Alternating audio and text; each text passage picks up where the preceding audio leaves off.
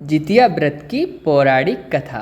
पौराणिक कथा के अनुसार एक बार एक गरुड़ और एक मादा लोमड़ी नर्मदा नदी के पास एक हिमालय के जंगल में रहते थे।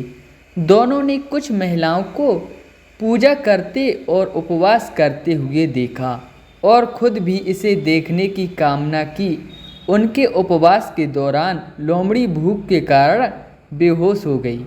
चुपके से भोजन कर लिया। दूसरी ओर चील ने पूरे समर्पण के साथ व्रत का पालन किया और उसे पूरा किया। परिणाम स्वरूप लोमड़ी से पैदा हुई सभी बच्चे जन्म के कुछ दिन बाद ही खत्म हो गए और चील की संतान लंबी आयु के लिए धन्य हो गई। इस कथा के अनुसार जिमूत वाहन गंधर्व के बुद्धिमान और राजा थे। जिमूत वाहन शासक बनने से संतुष्ट नहीं थे और परिणाम स्वरूप उन्होंने अपने भाइयों को अपने राज्य की सभी जिम्मेदारियां दी और अपने पिता की सेवा के लिए जंगल में चल दिए। एक दिन जंगल में भटकते हुए उन्हें एक बुढ़िया विलाप करती हुई मिलती है। उन्होंने बुढ़िया से रोने का कारण पूछा। इस पर उसने उसे बताया कि वह सांप नाग वंशी के परिवार से है और उसका एक ही बेटा है। एक शपथ के रूप से हर दिन एक सांप पक्षीराज गरुड़ को चढ़ाया जाता है और उस दिन उसके बेटे का नंबर था।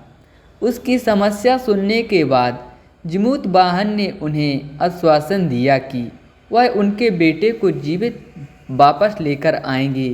तब वह खुद गरुड़ का चारा बनने का विचार कर चट्टान पर लेट जाते हैं। तब गरुड़ आता है और अपनी उंगलियों से लाल कपड़े से ढके हुए जिमूत वाहन को पकड़कर चट्टान पर चढ़ जाता है। उसे हैरानी होती है कि जिसे उसने पकड़ा है वह कोई प्रतिक्रिया क्यों नहीं दे रहा है। तब वह जिमूत वाहन से उनके बारे में पूछता है। तब जिमूत वाहन की वीरता और परोपकार से प्रसन्न होकर सांपों से कोई और वरदान नहीं लेने का वादा करता है। मान्यता है कि तभी से ही संतान की लंबी उम्र और कल्याण के लिए जितिया व्रत माना जाता है।